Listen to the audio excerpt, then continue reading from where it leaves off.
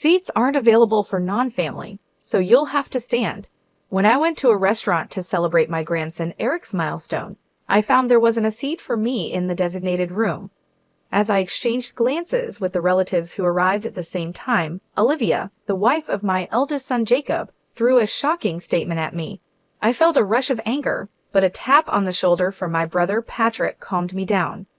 I said, "I guess we should head home then," and to my surprise, everyone immediately responded with yes to my question. We made a U-turn on the spot. Despite hearing shouts and the loud noise of breaking dishes behind us, I ignored them and headed home, where I immediately took a certain action. My name is Kelly. I'm a 51-year-old office worker for a company that runs multiple restaurants. Although I'm officially listed as a store advisor, I mostly work from home. This is partly because I was born with a handicap in one leg.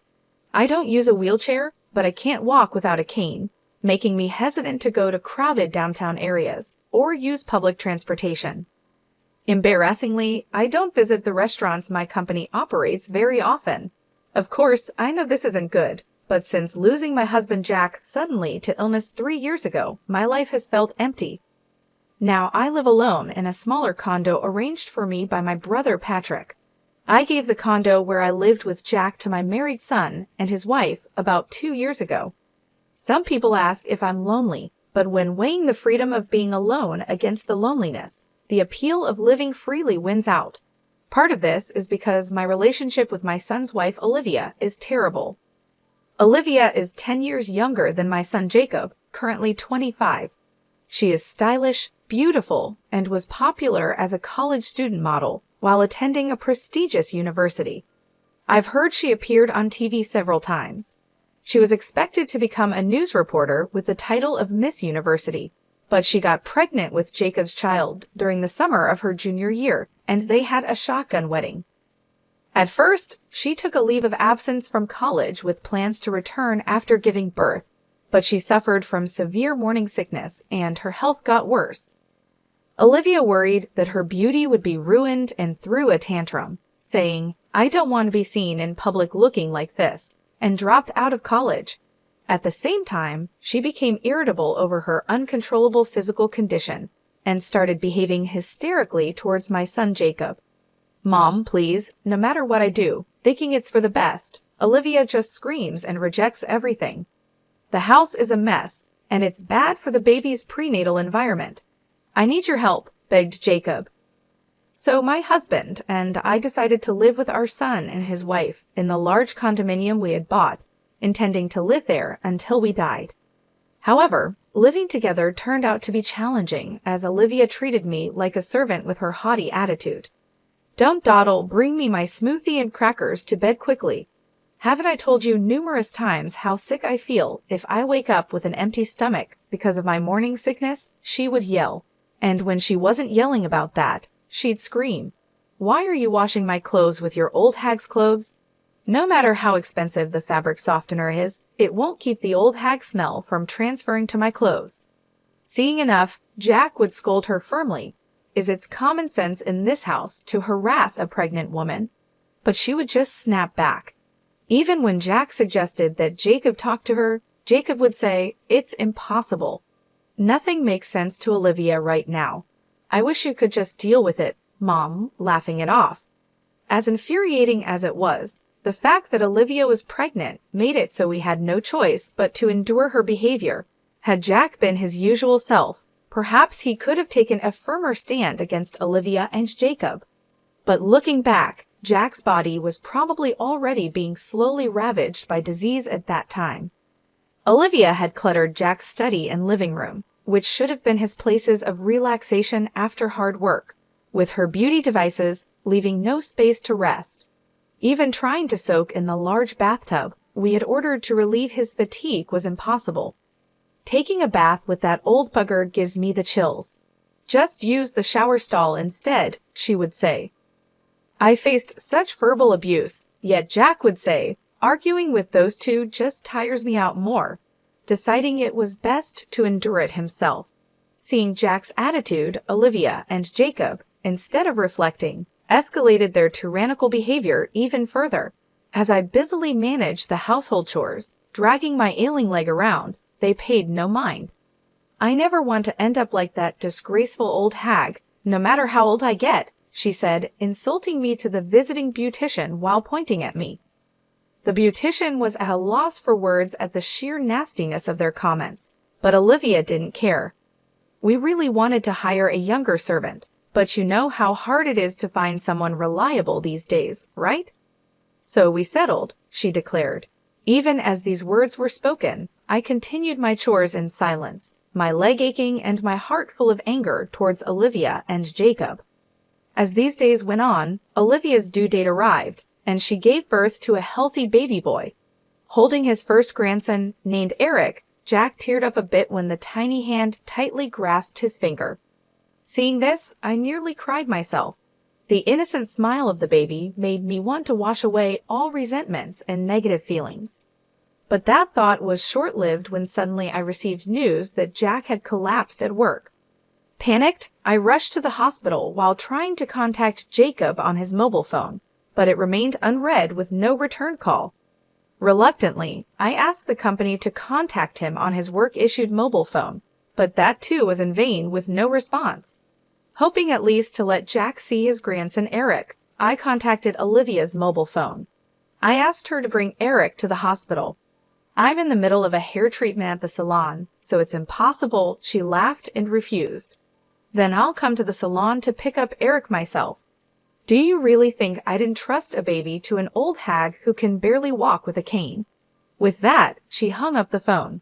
Still, I didn't give up and kept calling Olivia and Jacob's mobile phones. But in the midst of this, the operating room light went off. Then the doctor came out and informed me that Jack had just passed away. My memories of the time that followed are a complete blank. All I can recall is a hazy scene, as if viewed through frosted glass. After the funeral, which took place amid this haze, I came down with the flu. "Olivia, the baby might catch it, which would be terrible," she exclaimed dramatically and told me to leave the house immediately. Already emotionally damaged by Jack's sudden death and physically weakened by fever and cough, I had no energy left to argue with hysterical Olivia.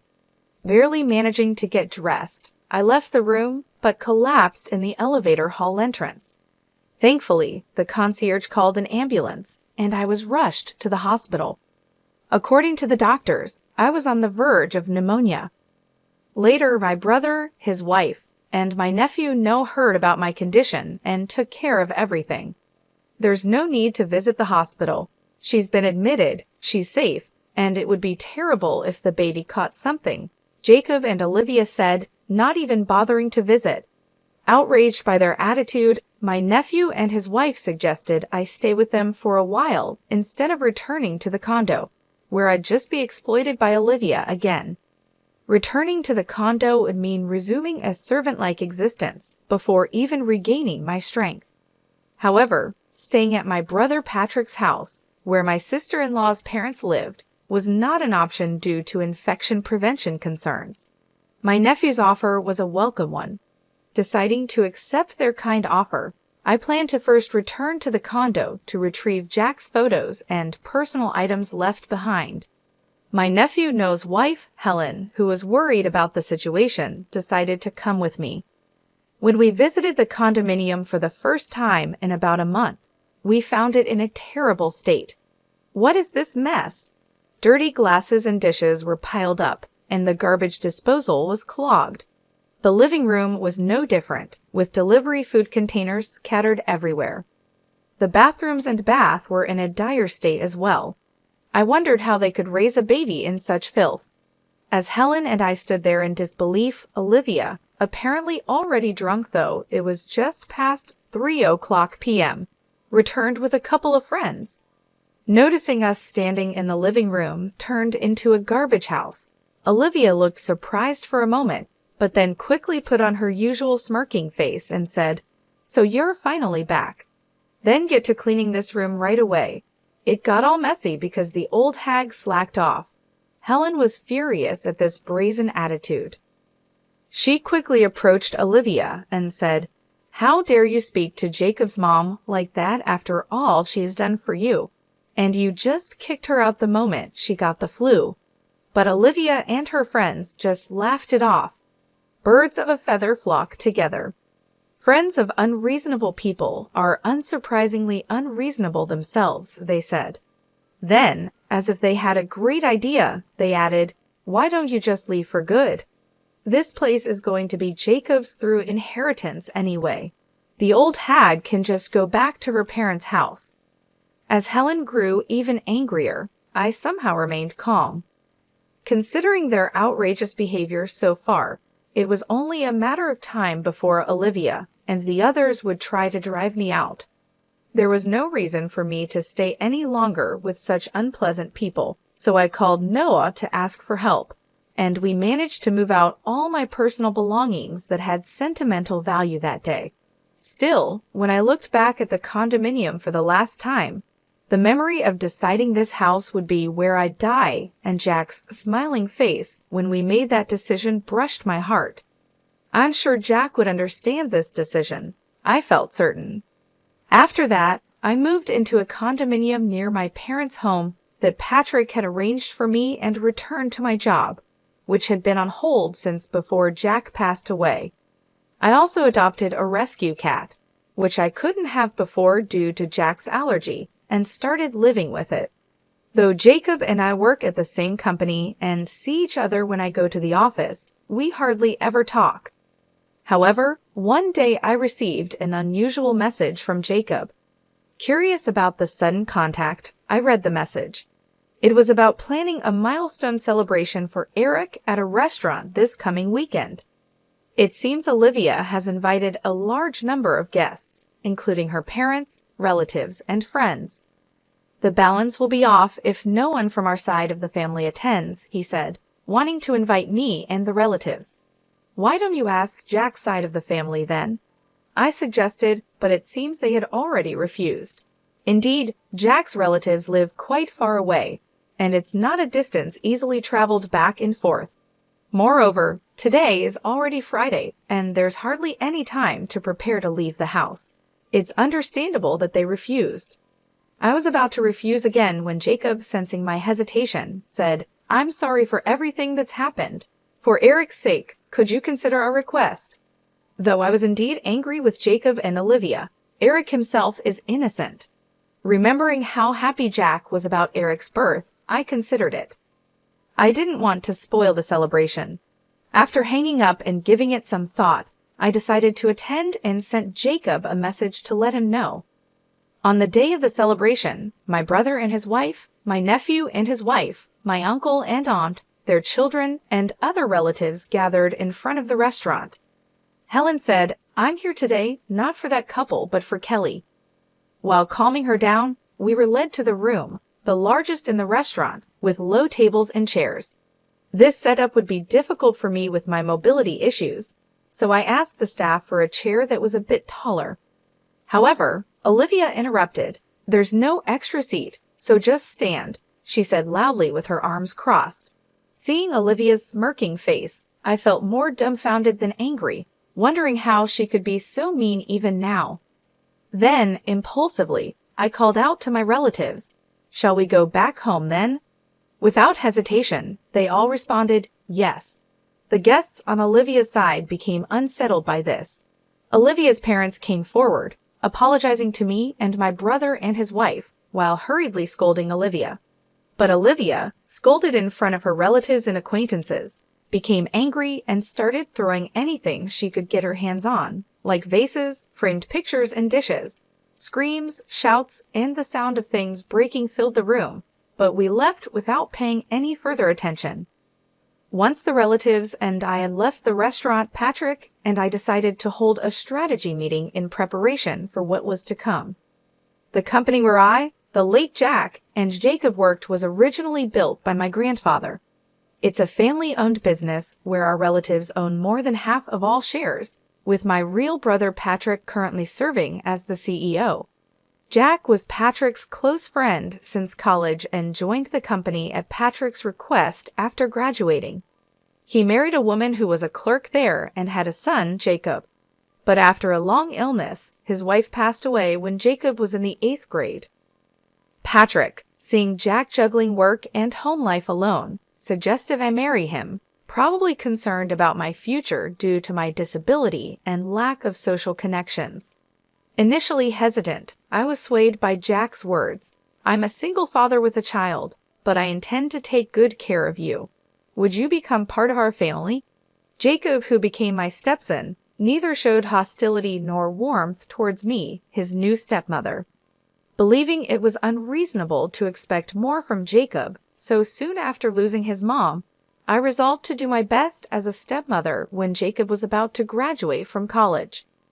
I want to work at the same company as Dad and Mom, Jacob said, which moved me to tears. However, this peaceful period ended when Jacob had a shotgun wedding with Olivia. After living with Olivia for a while, I couldn't ignore her domineering behavior and decided to have Jacob firmly speak to his wife.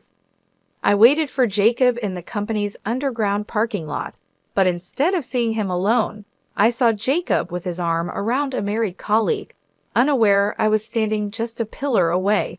They were getting intimately close. The shock was enough, but then Jacob told the woman, "What if someone sees us here? We'd both get fired."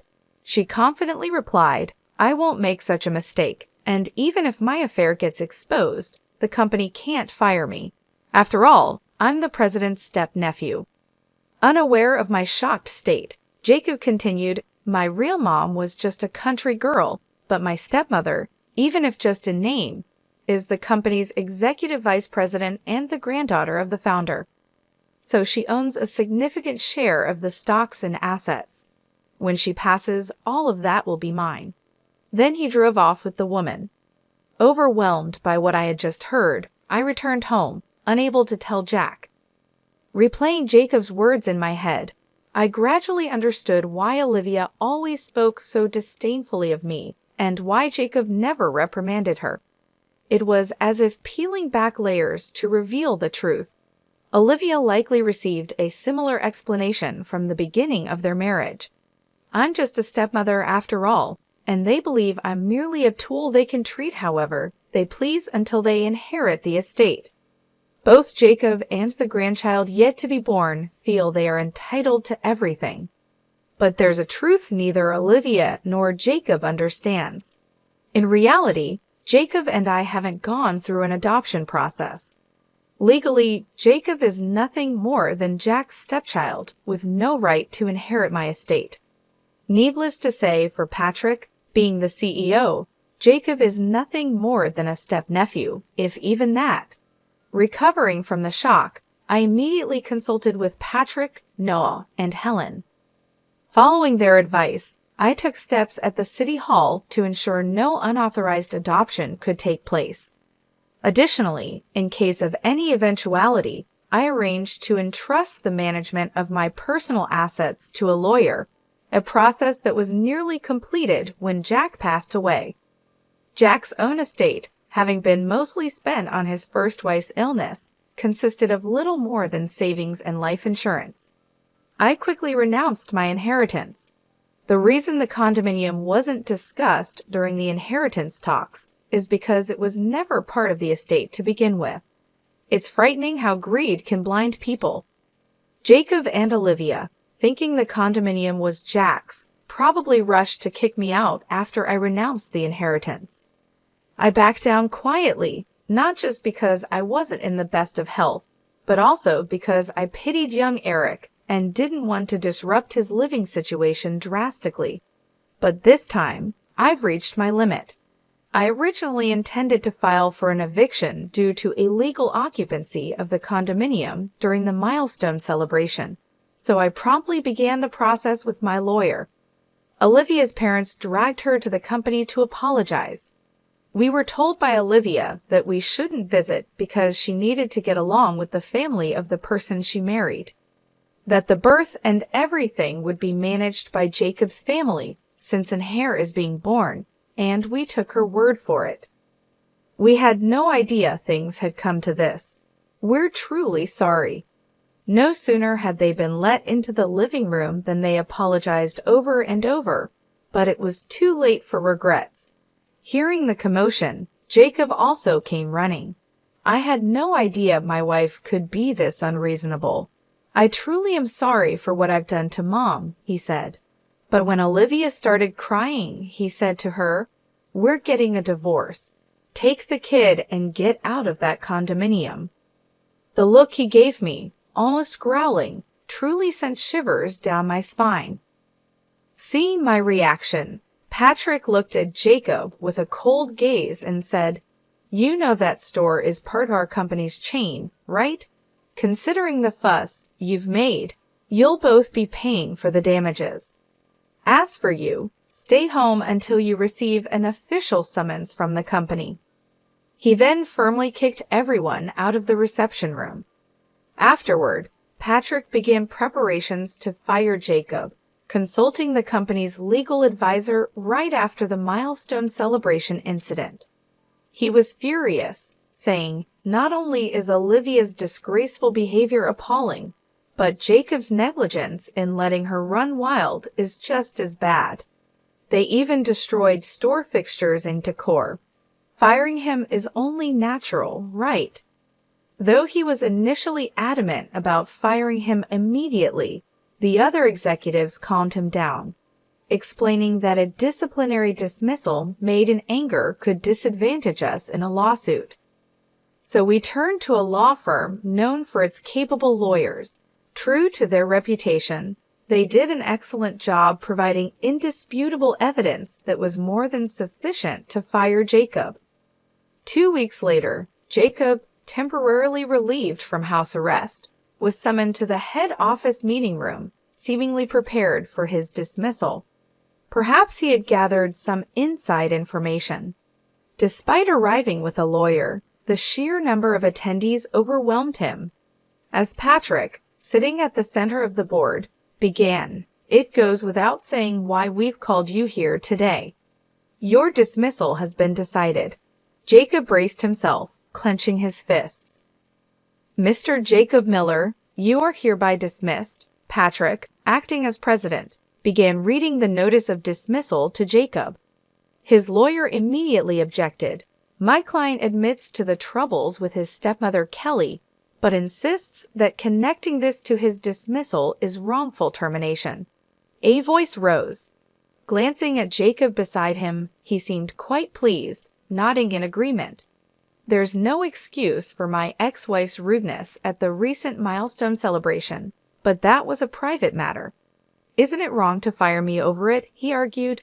Then, conspicuously placing a voice recorder on the desk, he said, "I'm also prepared to report this as harassment to the media, if necessary," with a smug face. Hearing this, Patrick and the other executives remained silent. Jacob mistook their silence for victory. "You're aware of the public backlash against companies that violate compliance, right? Are you sure you want to fire me knowing what will happen?" he provoked further. At this point, Jacob's lawyer, not showing the expected signs of disturbance, but rather a hint of a smirk, seemed puzzled. Yet Jacob, ever so confident, failed to notice. Patrick then asked in a deeper voice than usual, "Oh, so you wish to continue working with us?" "That's a hard pass. However, if you wish for me to leave the company amicably, a certain amount of money as a settlement would be necessary," Jacob said, leaning forward on the desk with a smirk as if to challenge the surrounding executives. But in the next moment, laughter erupted spontaneously from everyone present. Some were even laughing so hard that tears formed at the corners of their eyes. Taken aback by their reaction, Jacob quickly turned red and began cursing foully. His lawyer frantically tried to calm him down. The dismissal notice naturally includes the reasons for dismissal. I'll explain them now, and if you have any objections, we can discuss them afterward, Patrick declared, his presence overpowering Jacob and his lawyer into silence. Both sat down. Then a group in dark suits stepped forward, bowed slightly, and turned on the electronic blackboard in the center of the meeting room. Immediately, the screen displayed screenshots of pages where wine exclusively imported for group participating restaurants was being sold on an online marketplace. Next, the screen showed an enlarged photo of the wine seller's icon. The moment it was displayed, Jacob stood up quickly. "This isn't me," he exclaimed in desperation, turning pale, and for good reason. The photo used for the icon was a cropped selfie of Jacob. The screen neatly displayed the original photos alongside an image match rate of 101% written in red. Facing the lawyer, still unable to grasp the situation, a man from the group of dark suits stepped forward, introducing himself as part of the law firm hired by the company. "Let me explain the reasons for the dismissal notice. The reasons include embezzlement, harassment, undue pressure within the workplace using his executive position, leaking confidential company information, unauthorized absences, tardiness, loafing, and damaging the company's reputation through inappropriate use of a company car," he explained smoothly. He further added that the company's legal and accounting departments had been secretly investigating rumors of the wine, supposed to be sold exclusively in stores, being traded online. In the process, they identified the source account and, collaborating with the police and other relevant parties, discovered that the account was linked to Jacob's online banking account. Additionally, the inventory management department uncovered the existence of double books.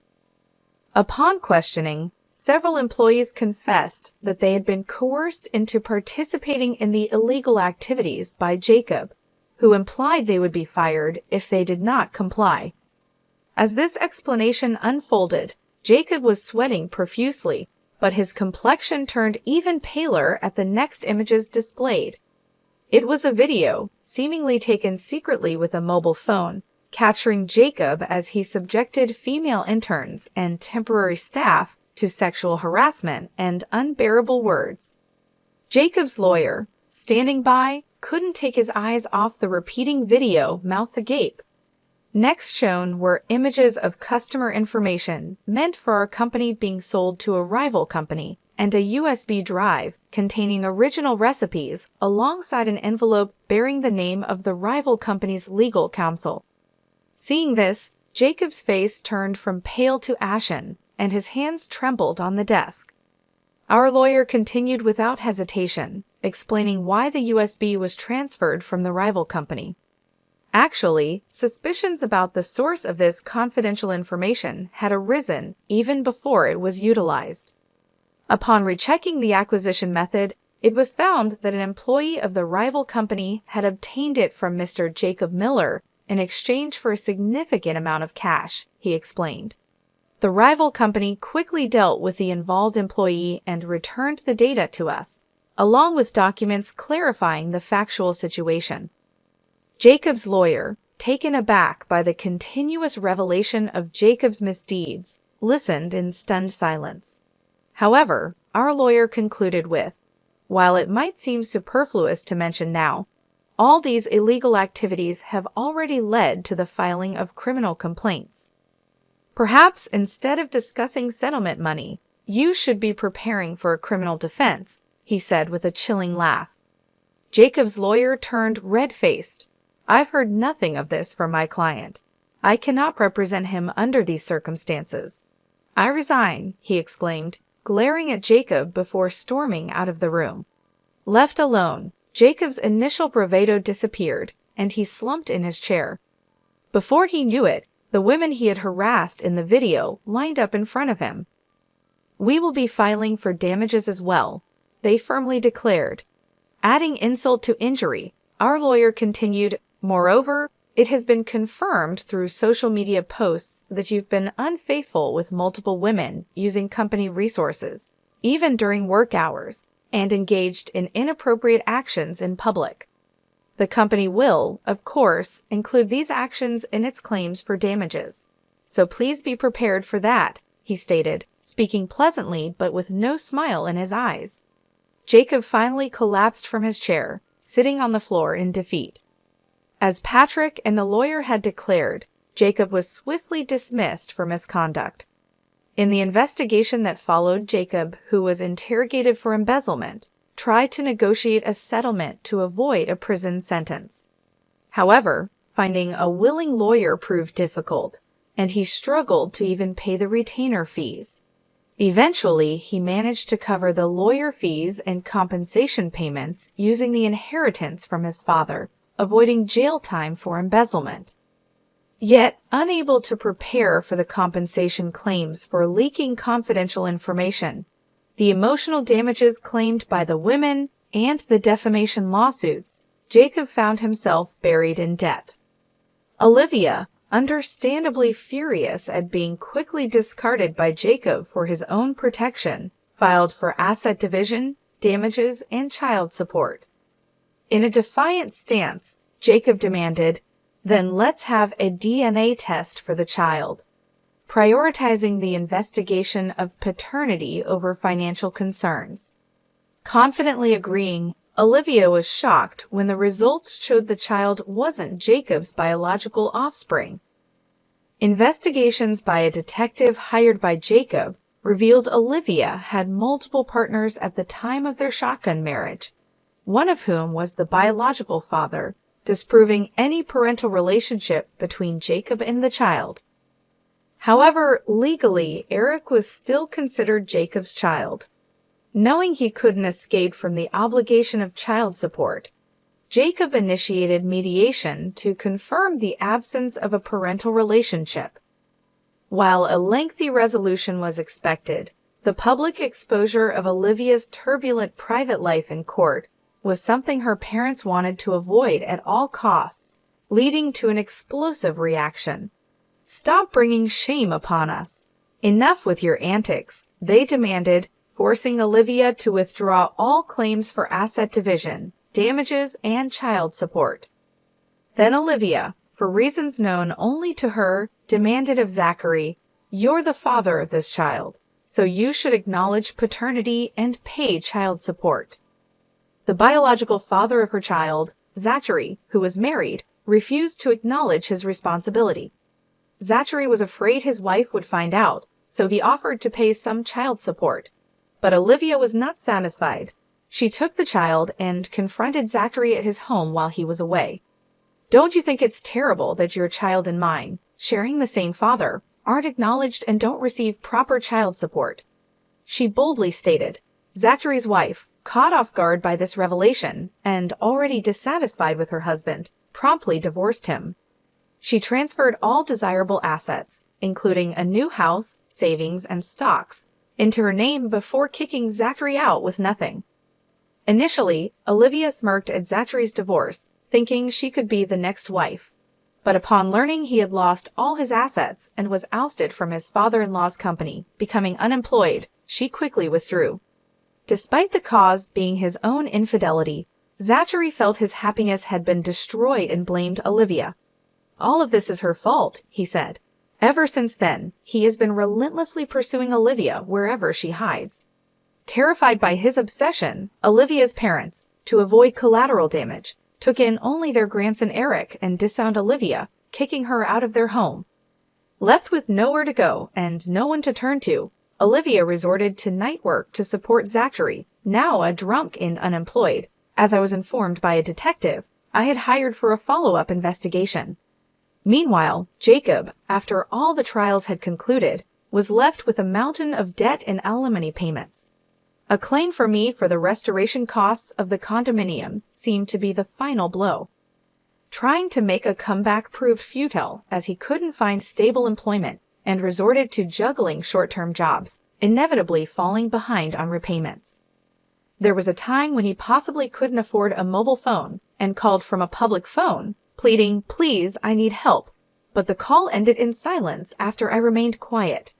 Rumors suggest he was last seen being taken to a worksite by barely legal debt collectors, but his whereabouts since then remain unknown.